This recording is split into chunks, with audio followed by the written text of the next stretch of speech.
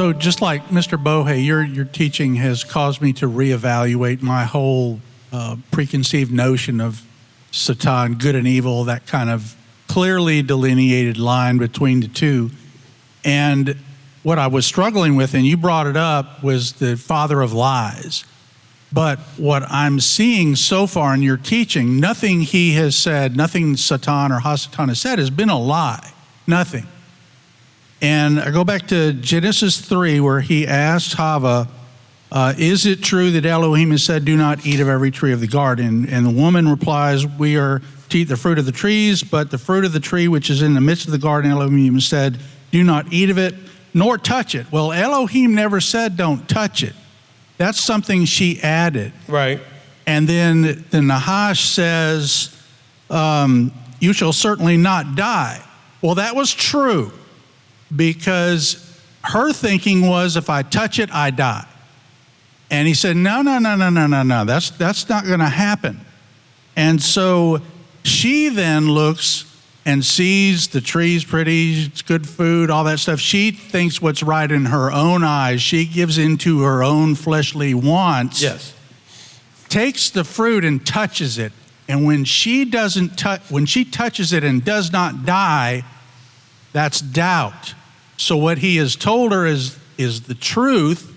And so she has now taken a truth that is outside of Torah, made that choice, rather than following what God had told her to do. And I think that's where we get into trouble, is deciding which truth we want to follow. But also, it also comes, go ahead, finish. Well, and I use it as an example that David, the truth for David was that Bathsheba was hot. You know, he wanted some of that. And he's thinking, that, man, I could get, man. You sound like your rabbi now. Well, I've been following you a long time. So I think that was the truth for him. And so he chose to pursue that truth rather than the truth of following Torah. Yeah. And I think it's when we make those choices where we have some incentive from the adversary to go that direction that we get into trouble. It's which truth we choose to follow. Okay, but also, I love the way you put this, so I could take both the Genesis and the David stories. Okay, so there's the immediate realities and there's the ultimate realities. Okay, what I mean by that is, in the immediate reality, David knew he was king. He can make this work. Okay, he can go ahead and get her husband killed. He was the king. He could pretty much make anything happen. That was an immediate reality. He wasn't thinking about the longer term ultimate realities, okay, of what the consequences might be. Same thing with Chava. Now, we could go with the do not touch, and she touched it, maybe, okay. We also can go with the fact that when he said you'll die, you can look at it as the immediate reality of that moment, you bite of it and you drop dead. Well, I don't think that Yah meant any of that, okay? That death was not a part of their makeup until that happened, and then death became a part of their makeup afterwards. But again, we have a challenge knowing how to balance immediate realities with ultimate realities, okay?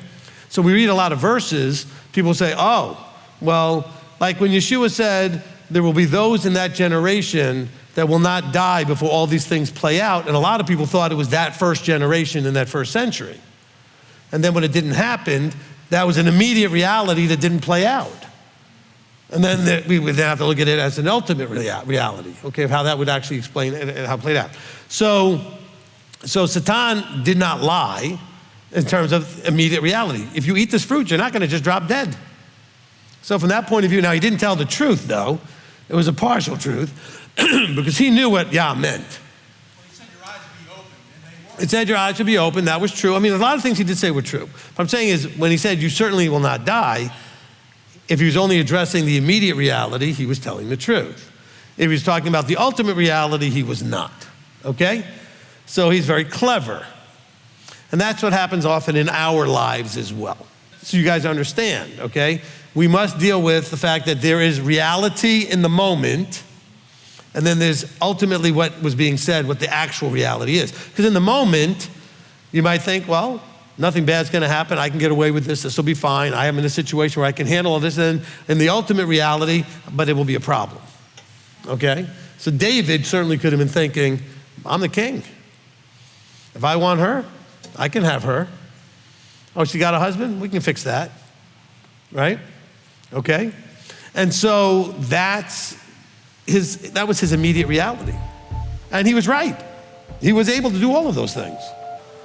But ultimately, what he did was wrong, and the bigger picture reality played out as well, right?